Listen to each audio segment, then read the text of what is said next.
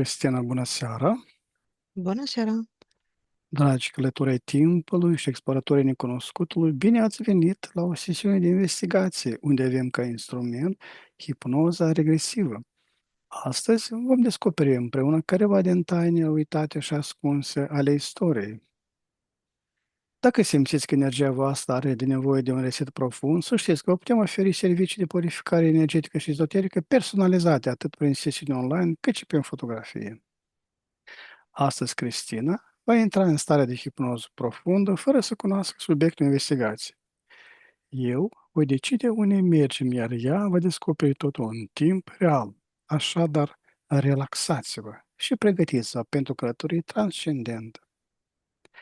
Vă urăm o vizionare captivantă. Cristina, oferă corpului tău poziție cât mai relaxantă.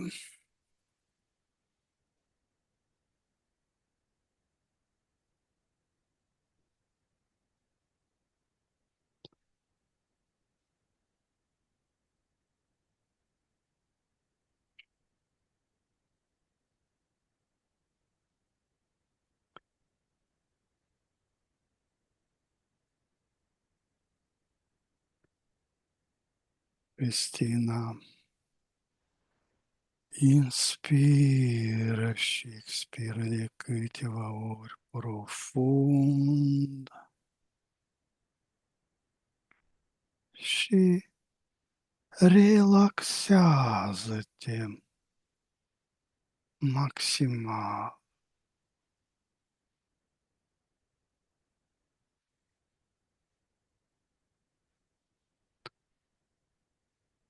Treptat simți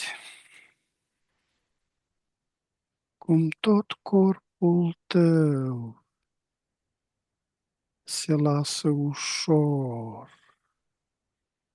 în voia relaxării.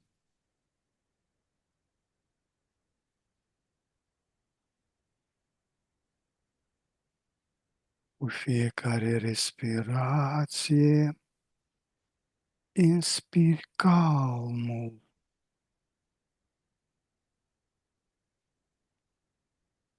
și expiri toată tensiunea.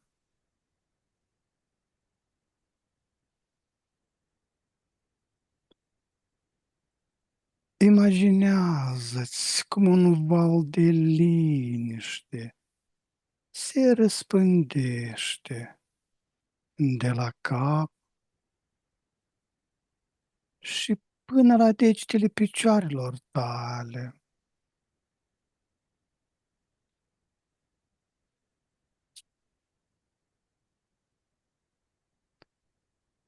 Mușchii tăi devin mai moi, mai grei.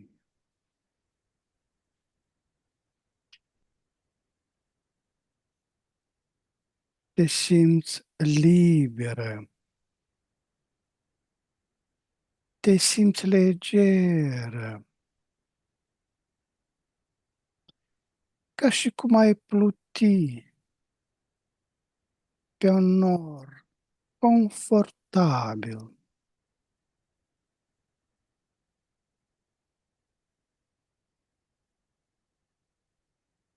Fiecare sunet din jur te relaxează și mai profund,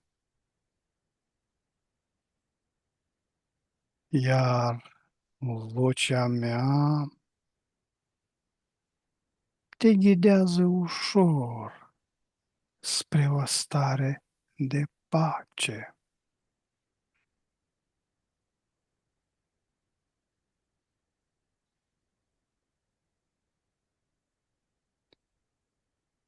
Număr de la 5 la 1 și cu fiecare număr tu te scufunzi de 10 ori mai adânc.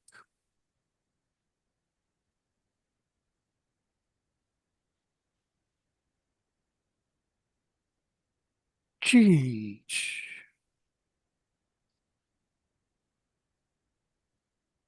totul devine mai relaxat.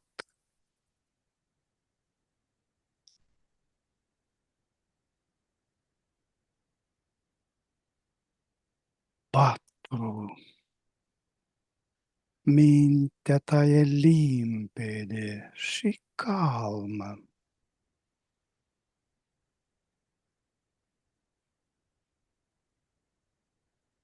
3. Simți cum te desprinzi de orice grijă.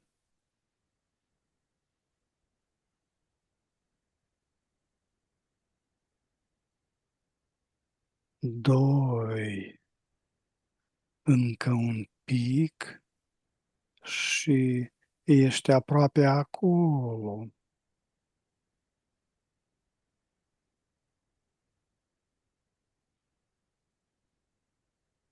Și 1.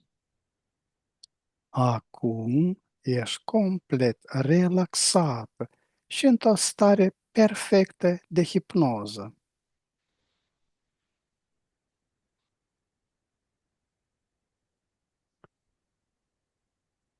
Număr de la 1 la 3, iar la 3 ne deconectăm de la conștiința colectivă. 1, 2 și 3. Ne întâlnim la 3 în spațiu hipnotic. 1, 2 și 3.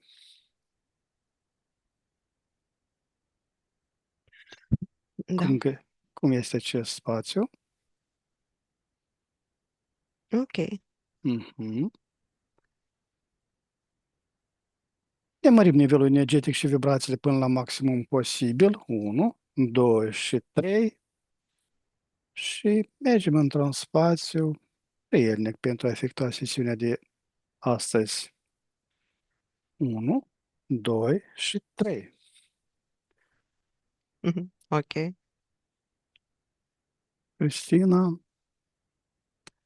tema investigației noastre de astăzi este unirea emisferilor noastre cerebrale. Te conectezi la această tematică la 3. 1, 2, 3.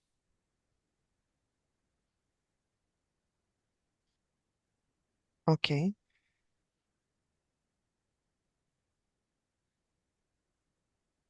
Unde anume în corp se simte punctul de întâlnire dintre gândul logic și emoția profundă.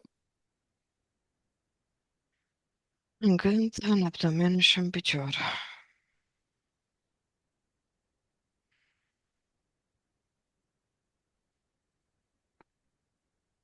Dacă emisfera stângă ar avea o culoare și un sunet, care ar fi acestea? Albastru. 440, dar și 320 Hz. Și ce mi-ai spus? Culoare, sunet și... nu, sau cum ai zis? Culoare și sunet. Oh, Dar emisfera dreaptă, ce culoare și ce sunet emite? ok, roșii, gălbui.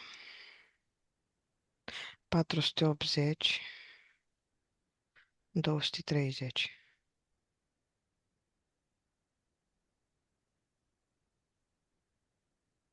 Așa.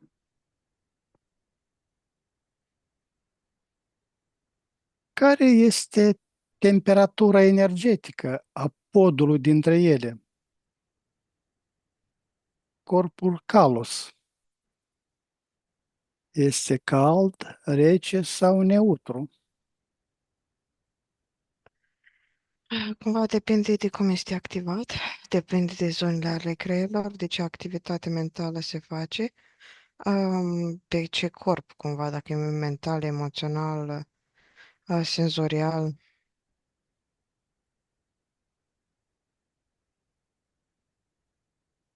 Mm, Cald, rece.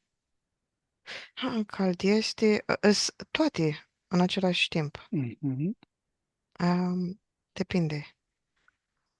Fiecare sector diferit, da? Da, și în același timp, dacă are sens. Că nu e perceput cum o simțim noi, că e cald rece prin vene, prin Mhm. glande, prin așa. Nu, e tradus la nivelul creierului, cum se întâmplă.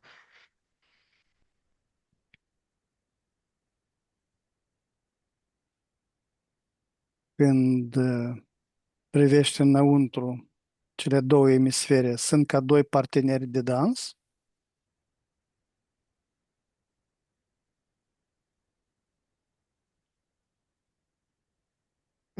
Doi co-creatori.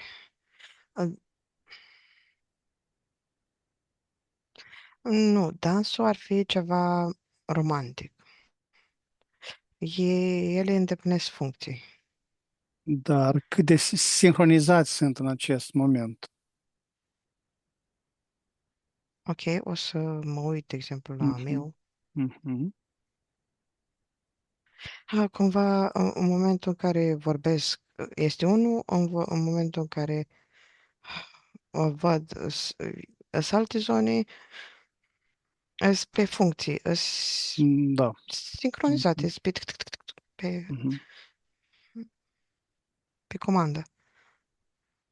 Ei știu deja prin intenții dinainte, deci nu apuc să termină încât se duc. Care Cumva cuvânt? Mhm. ceea Da, ce am da. scos de pe gură e deja trecutul. Uh, Cumva viitorul, că trecutul deja s-a întâmplat Mhm. pentru ei. Mhm.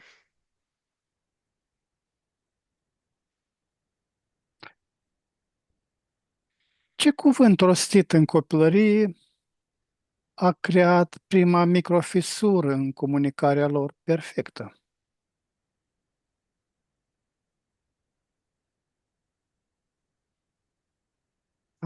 Nu că comunicau perfect.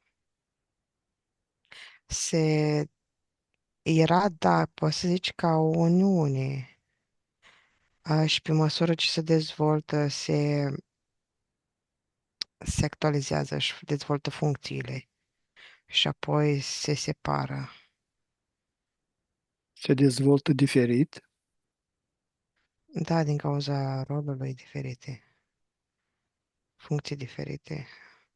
A scris, citit, mers, toate sunt diferite. Pur și simplu, la început, creierul este activitatea senzorială, ca și cum copilul plânge fiindcă este unit, dar plânge nu-și dă încă seama de ce, adică el nu poate să raționalizeze că a făcut pe el sau, adică doar simte, doar știe, Mhm. își face creierul, dar nu e conștient dacă are sens.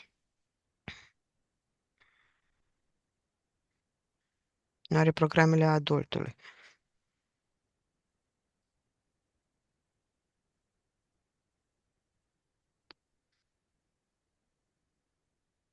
Pe la 3 luni, cam așa ar fi. Începe această dezvoltare? Da, așa are legătură cu mama, în general. Am mai târziu dacă n-are părinți, pe la 12 luni. Ce mesaj ai primit atunci despre cum ar trebui să gândești și cum ai voie să simți?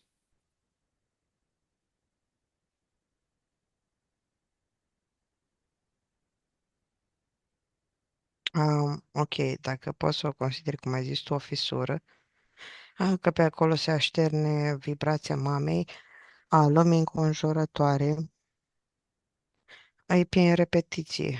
Văd cumva că energia vine, programul vine, dar se instaurează prin repetiție și cumva nu se instalează până nu are o gamă variată, o paletă mai diversă a unei funcții. Și pe urmă se înrădăcinează mai târziu pe ceea ce se consideră sănătos, repetat. Sănătos între ghilimele, repetat. Cumva ca o luat, o selecționat, ca așa supraviețuiește. Dacă el este un copil care a fost abandonat, nu i s-au ascultat nevoile și plânge și au învățat că prin plâns cere atenția, așa o să dezvolte.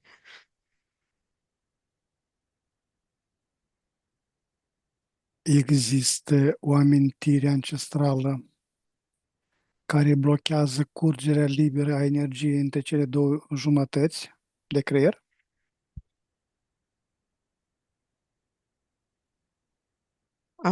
Metafizic, oarecum da.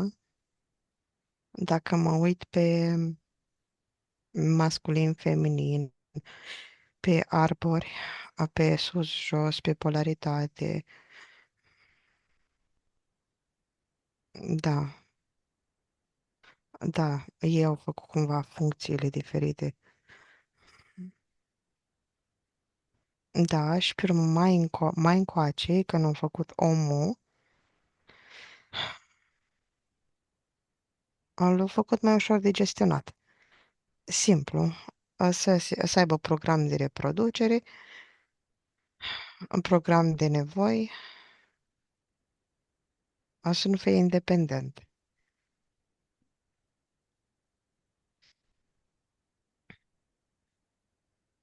Atunci când ni s-a spus să fii, să fii logic, ce parte s-a retras atunci?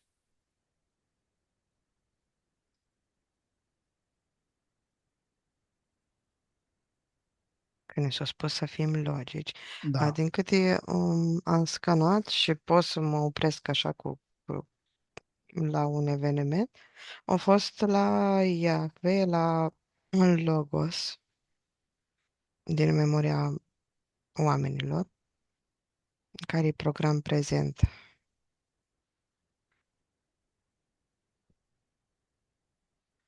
Când, când s-a pus programul de vorbire,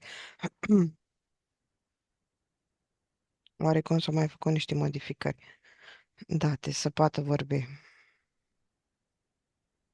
S-a implicat careva entități în acest proces? Da, mă refer la proiectul Grădina Raiului, Mhm. da, acolo. Că sunt și maimuțoiți care mai mult scot sunete și sunt ca un program de maimuțe. Dar în momentul în care s-a pus cognitivul, s-a separat, s-a modificat acolo, s-a creat și logica, memoria. Dar unde s-a ascuns acea energie creativă, neexprimată?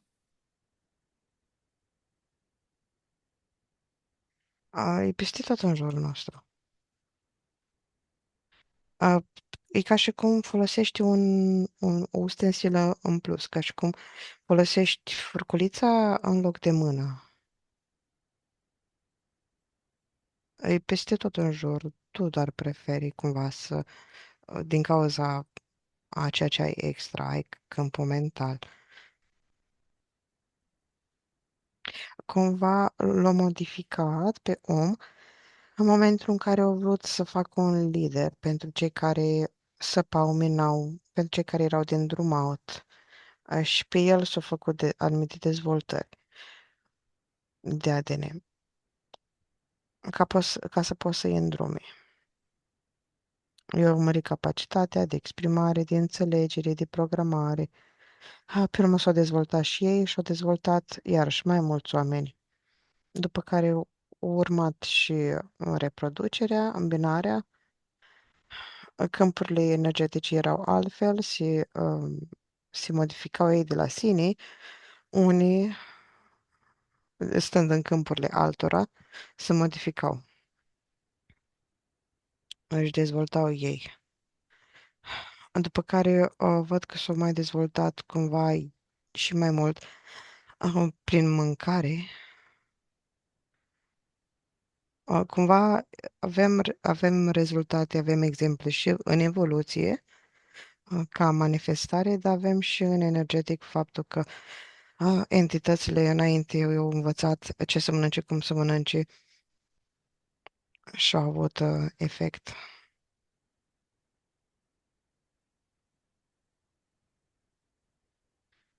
Am făcut careva contract inconștient cu propria minte rațională?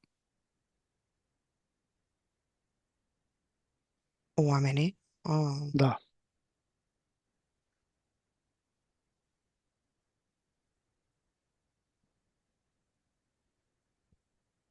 dacă tu ca parte subliminală ești înăuntru și faci contract cu câmpul mental, nu, nu. e o mașinărie.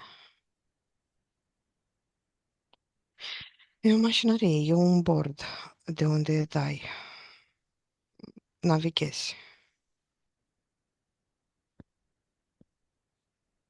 Ce E mai simbol, performant, Mhm. așa. Ce simbol vezi în spațiu dintre cele două emisfere?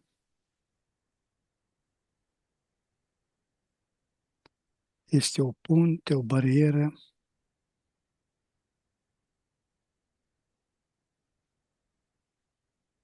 o pânză? Nu, nici unul, poate este prea general, așa, în metafizic, să mă uit la cineva specific, Mhm. în funcție de ce programe are, ce încărcare neuro are, ce gânduri, cum activează metacogniția, tot.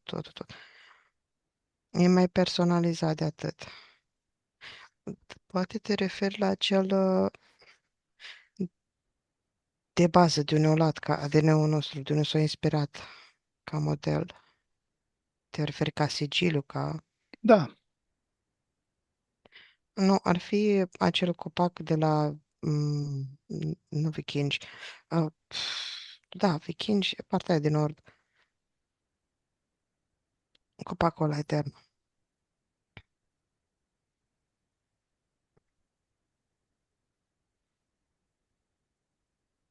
care este dogma mentală cea mai rigidă pe care o păzește emisfera stângă și care impede accesul la cunoașterea intuitivă?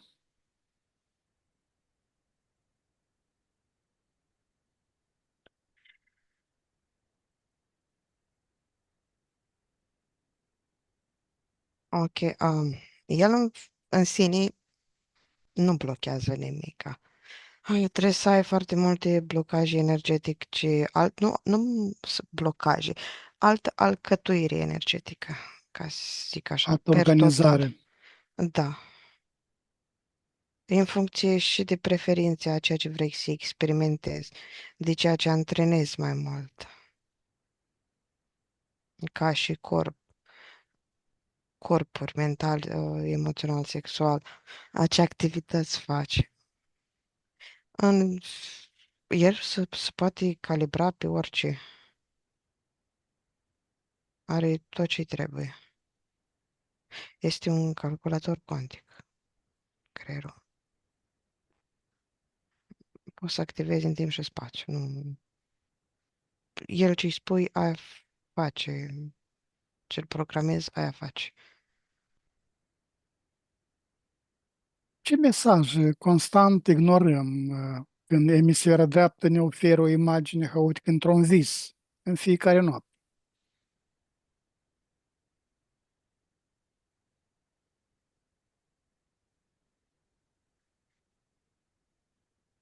Nu, ele sunt primite, sunt receptate imaginile.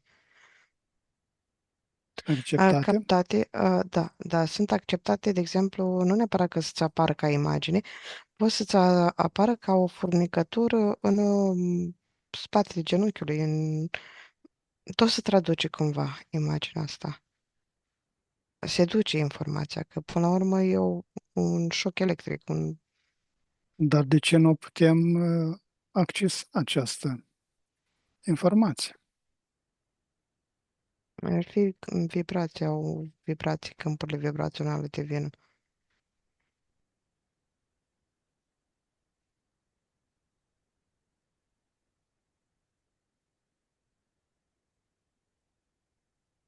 Cine ne-a învățat, direct sau indirect, de a vedea, că de a vedea imaginea în ansamblu este periculos?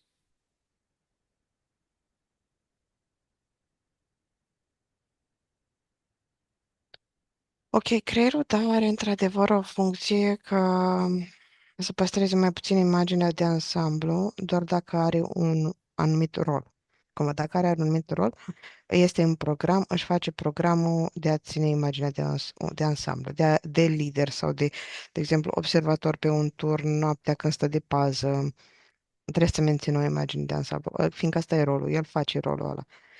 Dar de obicei el tinde să fie foarte, are programul de a fi foarte alert de pericol și de a menține frica, fiindcă trebuie să te țină în viață și atunci se duce în micro, se duce în fragmentare, se duce înăuntru. Depinde de rol, cred că ar fi răspunsul Mhm. mai bun general. Ce frică străveche legată de supraviețuire menține activată hipervigilența analitică a emisferii stângi.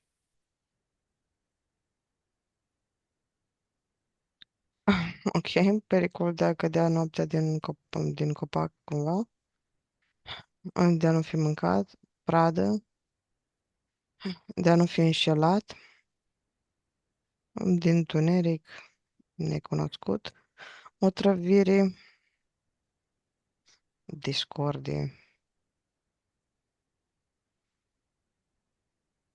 din nec. Are multe, multe. El, prin materia sa, menține multe programe colective, înrădăcinate în ADN, cumva, mai este mai sunt niște unde pe care activează. Sunt anumite programe, dar unele persoane pot să le activeze, să le depășească mai ușor decât altele, din cauza că în timpul zilei noi stăm și într-un alt câmp vibrațional. Uh, s- de exemplu, societatea are o pătură vibrațională, jobul are o pătură vibrațională și atunci, iar chiar dacă are anumite programe, mai alert este aici și acum sau unde îl pui ca energie să se focuseze. Fiindcă atunci îți pui în practică voința. Focusează-te la tabelele astea din Excel. Nu greși numerele, cifrele Mhm. și atunci asta el se activează ca fond, că dacă nu se întâmplă ceva foarte grav, nu, și începe să elibereze tot felul de substanțe, să te țină alert. Dar se duce focusul acolo. Aceleași frici, un pic transformate, modificate, da? Da, dar ei sunt influențate și de pătura asta, de cum ai fost învățat să tratezi o anumită problemă și de cum este mediul înconjurător în relații și cu altele.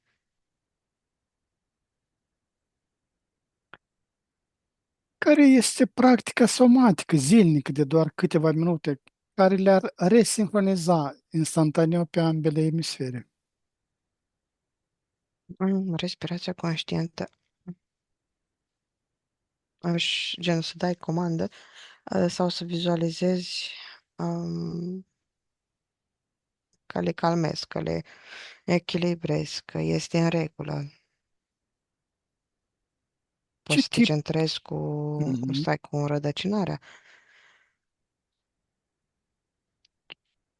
Ce tip de respirație? Ce ritm, nară, profunzime? Nu prea Acționează? contează, Nu contează, da? acționează. Mhm. Nu, atâta timp cât îi dai intenția. 3 respirații profunde ar reseta. Cineva hiperactiv, în cazuri extreme, are nevoie și de câteva palme și respirație. Palme în sensul că să-l ia de pe vibrații, ceva ca un șoc. Care Pa- sunet, frecvență sau mantră aliniază perfect vibrația emisferii stângi cu cea a emisferii drepte.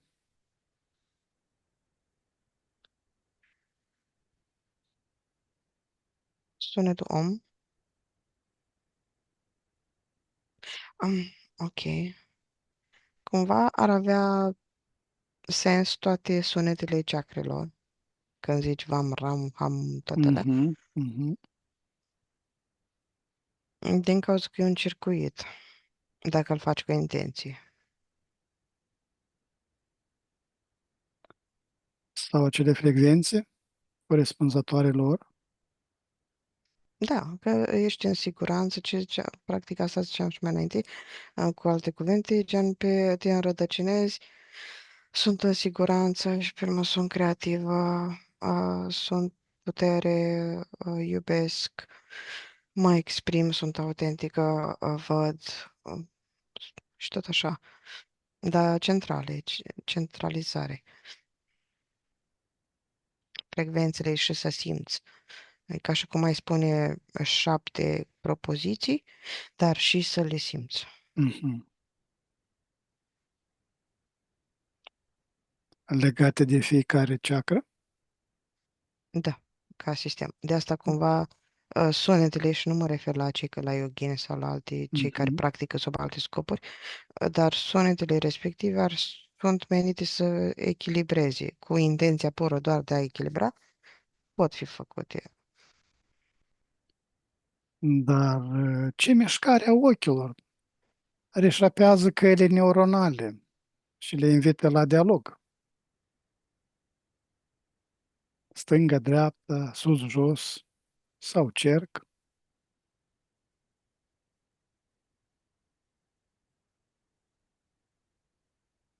Pe toate e câte un program, toate pornesc câte ceva, toate direcțiile.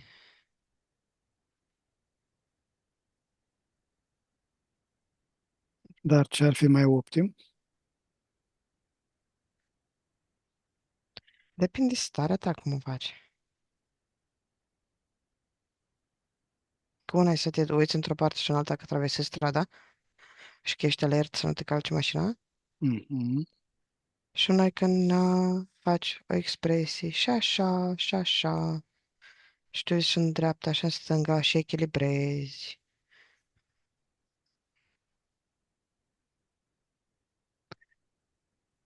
Există vreo dietă informațională care hrănește doar o emisferă și o informează pe cealaltă? Ambele beneficiază. Da, sunt și așa ceva, cumva că o hrănește mai mult pe alta decât pe cealaltă, dar e funcție de entitatea, energia ta, intenția ta, dorințele tale.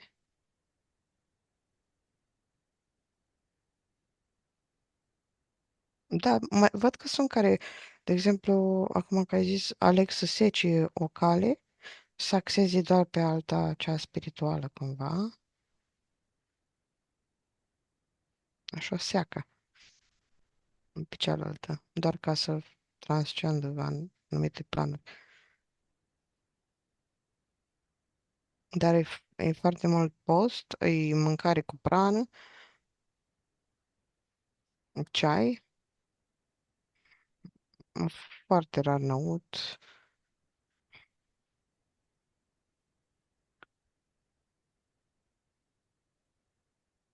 Ce ai din... plante medicinale mai mult. Și cumva, așa câte o gură din câte o plantă.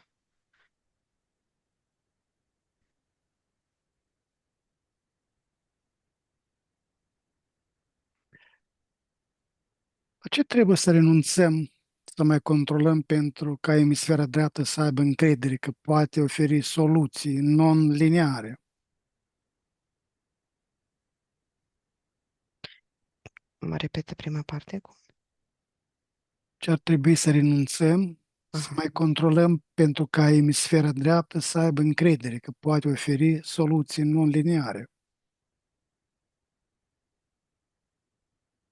Um, nu că să renunțăm, poate că ar fi o variantă mai bună să-i dovedești că are dreptate, are Mhm, dreptate mhm. intuiția. Uh, Intuiție. da, exerciții mici de intuiție, să recunoști, nu știu, faci listing de fiecare dată și te lauzi sau te simți bine, să recunoști faptul. Nu mai permitem logicii să se declanșeze, da? Da. E cumva, nu-i momentul în care vrei să te detașezi de ceva și spui că vreau să scap, vreau să scap, vreau să scap, vreau să nu mai fac asta, mai tare te adâncește. Mhm. Și atunci soluția ar fi focusarea totală pe partea opusă, pe ce e mai bine, pe ce e mai frumos, pe celălalt punct. Nu să scap, ci încotro mă duc.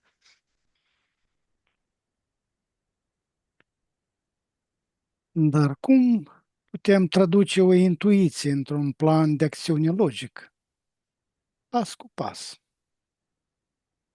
fără a distorsiona esența? Păi oamenii ăștia de afaceri sau cei care au puteri merg foarte mult pe intuiție, pe sentimentul de siguranță că așa e, așa se simte bine, așa se simte corect. Îl simt în solar plexus, știi?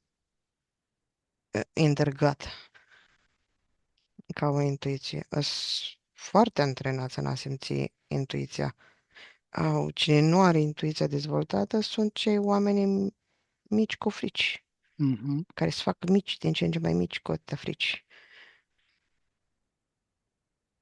Că oamenii mari sunt antrenați. Se simte ca cu ușurință, se simte cu lejeritate. Se simte ca și cum nu mai vine nicio întrebare pe urmă. Zici, stânga. Nu te mai întreb de ce, cum, oare, poate. Nu, stânga, e stânga.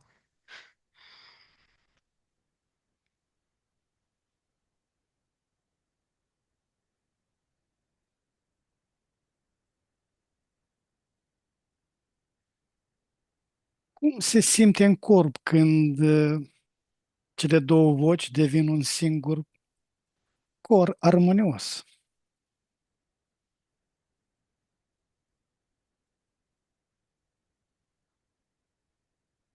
Ok. Devine un canal al întregului, certitudine, cooperare. Se simte foarte bine.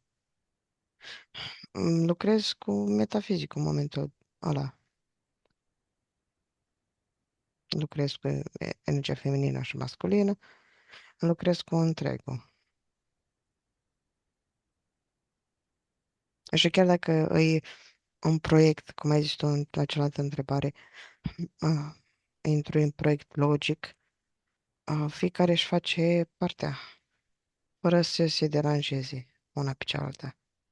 Să știe, să evaluează situația foarte bine, să știe că acum este timpul de chestia asta, acum este timpul de acțiunea asta, acum este timpul de brainstorming, acum e pe simțire, acum e de armonizare, de testare.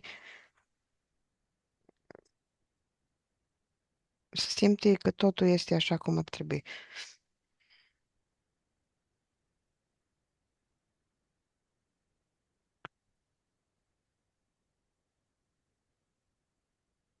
Ce nou organ subtil de percepție se activează în momentul acestei conlucrări supreme între emisferile stânga și dreapta?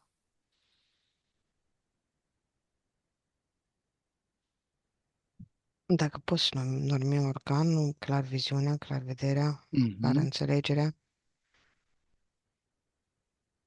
clar, proiecția cumva. Percepție, da? Mhm, Se activează întreaga percepție, pe mhm, întreg spectru. da.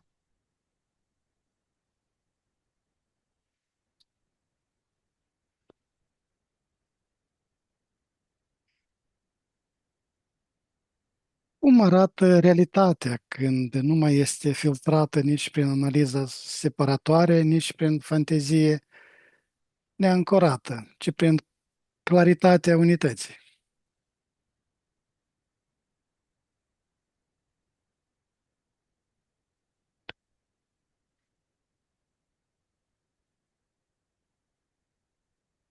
Nu, văd niște ființe care levitează așa, dar au un creier mai mare, mult mai mare, un cap mult mai mare, îmbrăcate în alb. Seamănă cu niște gri albi, dar mult mai umani, nu atât de skinny și atât de mici. Nu așa levitează. Nu sunt caeră, au oarecare superioritate, dar nu superioritate, mm, separare de anumite vibrații. Mm, nu se implică în anumite lucruri. Ca imagine de a orașului futuristică, foarte curată, ingenioasă, egală, nu sunt iarăși dispute deloc. Nu sunt păreri împărțite. Este o uniune, e ceva în unison.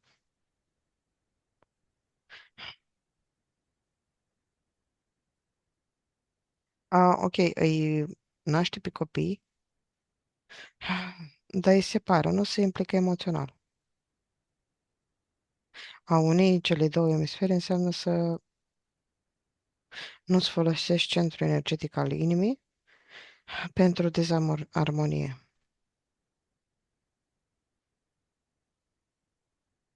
Îl naște, îl pune deoparte și își vede mai departe de drum. Sunt creși persoane specializate cumva să-i crească, să-i programeze, să-i educe, dar totul e foarte alb. E 7,8 dimensiunea. Mm.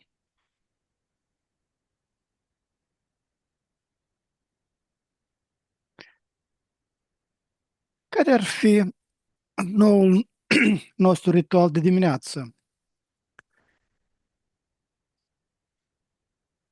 dictat chiar de mintea unificată a noastră?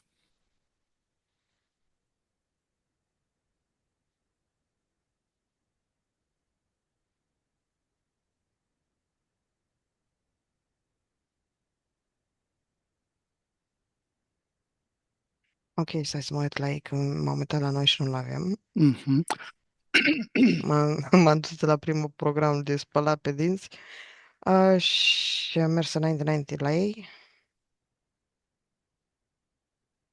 Uh, ok, dorm într-un fel de capsule. Își protezează creierul cumva, își îl încarcă și își pun în niște dispozitive căști și îl masează. Ok, pe urmă dau alea departe. Ok, tot se spală pe față. Tot aduc claritate. Și pe dinți la fel, da? Da, dar nu cum facem noi. Nu mai mănâncă.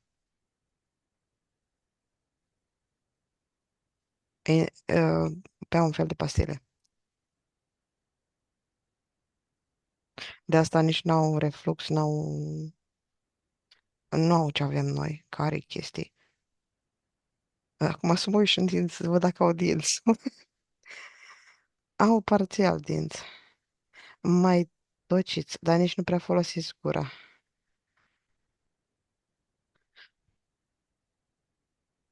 Doar Ok, pentru a vorbi, telepatic vorbesc. telepatic. Scot doar anumite sunete periodic gurgurit. Din astea un Mhm. sunt scurte,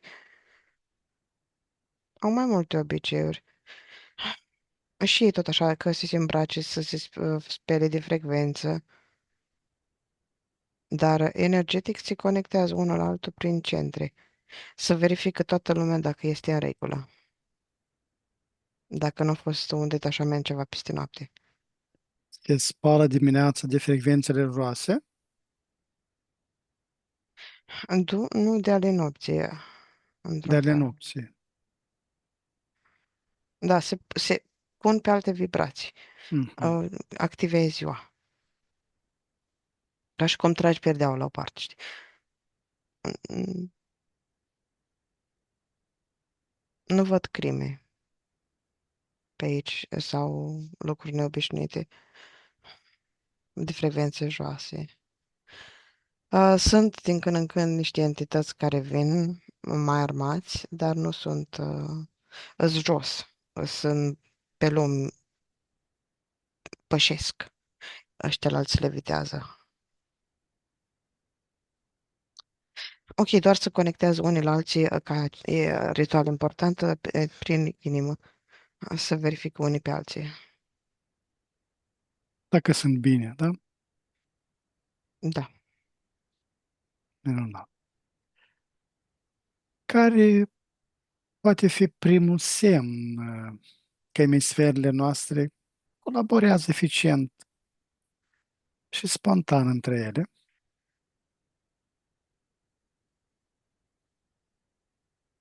Intuiția, Intuiția, percepția.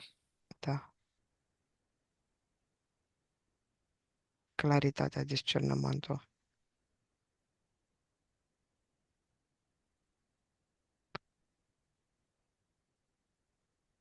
Cum va arăta relația cu timpul când ambele emisfere vor gestiona împreună?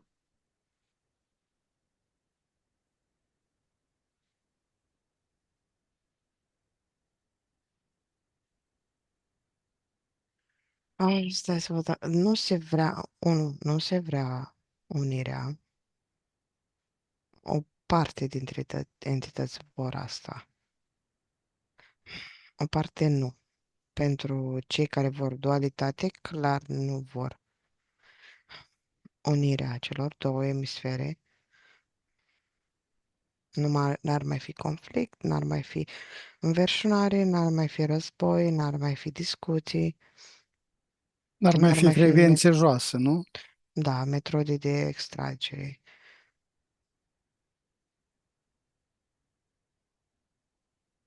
Așa, repet acum, te rog, întrebarea ca să mă uit până la urmă.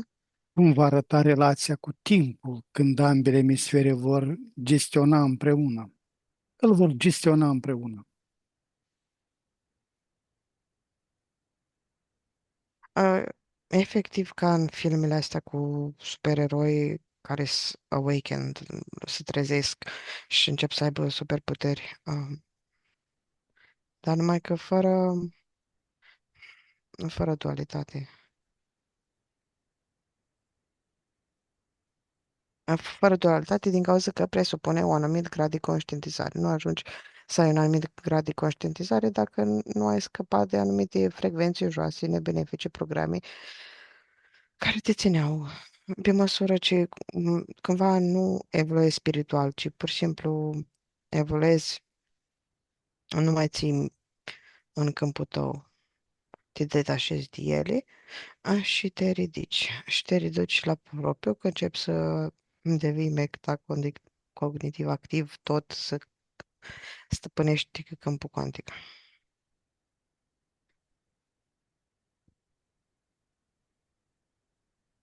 Bine,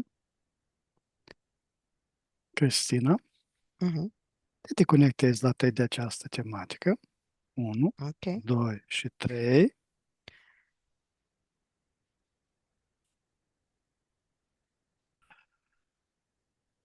Cristina, am ajuns la finele sesiunii. Acum la 3 ne deconectăm de la toți, de la toate canalele informaționale la care am fost conectați. Ne ștergem toate urmele și amprentele energetice de peste tot. 1, 2 și 3. Acum deschid un flux energetic din sursa primordială care va elimina toate rezidurile informaționale străine din câmpurile noastre și ne va energiza la maximum. 1, 2 și 3. Acum pregătește să revii treptat în stare de veche, proaspătă și plină de energie, acolo de unde ai plecat. Număr de la 1 la 5, iar tu îi permiți minții să se trezească, clară și concentrată. 1. Simți cum conștiința începe să se lărgească. 2. Corpul tău devine mai ușor, mai prezent. 3. Auzul și senzațiile fizice se intensifică. 4. Gândurile tale sunt limpezi ca după un somn odihnitor. Și 5. Deschizi ochii, completrează cu o stare internă de calm și vitalitate, reîncărcată de posibilități. Și pe aici, pe nou. Cristina, bine ai revenit, cum te simți? Bine. Dragi exploratori ai inconștientului, am ajuns la finalul acestei călătorii extraordinare, prin straturile timpului și ale memoriei ascunse. Vă mulțumim din suflet pentru prezența și reacțiile voastre la informațiile surprinzătoare, dezvăluite astăzi. Fiecare comentariu, like și share ne ajută să ducem investigațiile mai departe. Sincere mulțumiri Cristine, ale cărei talent și deschidere au făcut posibil această experiență fascinantă. Dacă ați fost intrigați de ceea ce ați văzut, nu uitați să vă abonați și să activați clopoțelul de notificări pentru a nu pierde următoarele sesiuni. Până data viitoare rămâneți curioși și deschiși la miseriile pe care mintea noastră le poate dezvălui. Vă răm liniște și descoperiri interioare. La revedere! Numai bine!